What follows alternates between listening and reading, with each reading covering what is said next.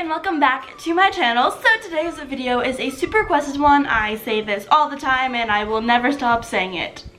So a little fun fact, I'm filming this on my vlog camera right now because my giant camera just somehow broke and it won't record for more than 3 seconds. So a few videos ago I did a Q&A. I will link that down below or in the cards section or both if I can remember to do that. But someone asked me what my GPA was and I said it's a 4.0, which if you don't know what a 4.0 is, basically means you have like all A's. And a ton of you guys asked me to do a video about how to stay motivated for school and how to get a 4.0. This is what, so that's what this video is going to be.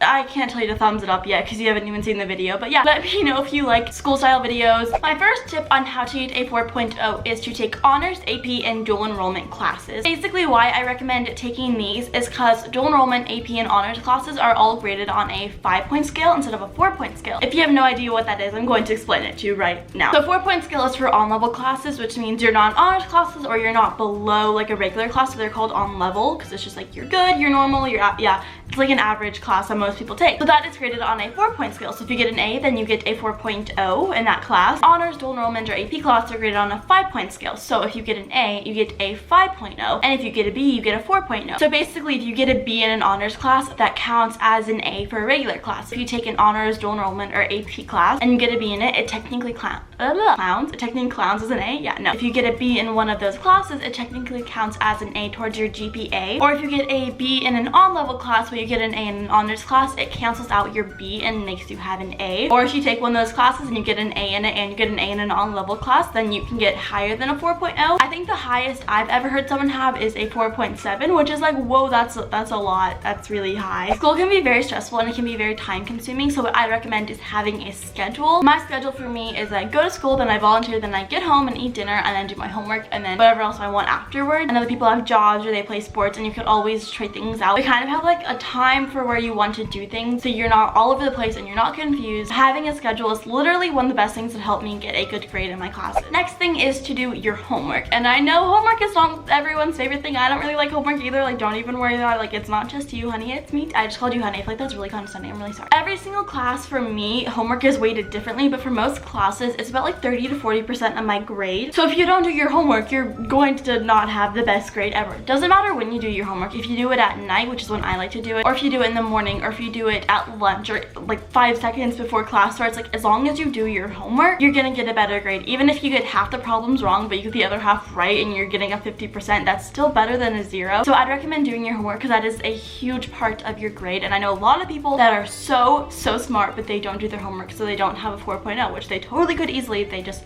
did the work. Also for me, every single one of my classes except for one is graded on completion instead of accuracy. Sometimes I just write down random answer and that does not help me on the test, but at least I have a good grade for the homework. I know a lot of people don't have really good grades because they can get anxiety from school, which is totally understandable because school is so stressful. I don't think for me personally that I could have 4.0 without having like a mental breakdown. I have mental breakdowns constantly. School gives me a lot of stress and anxiety, and I know it can give a lot of other people that too, so what I recommend is getting a planner. My stress and anxiety about school is that if I forgot something, I have this huge fear of forgetting to do my work. I don't really know why, it's just like always been in my brain. I'm like, oh my god, what if I forget this? So having a planner, I got mine from Target and I just write down my homework in it every single day, and it's the best thing ever because I know for sure I'm not forgetting anything. So just having a planner and making sure you write down everything really reduces a lot of the anxiety and stress because I just don't want to forget anything and like have time to do it but then not realize I had to do something. You can even use your phone and just like type down the stuff like in your notes or in a remind section of your phone.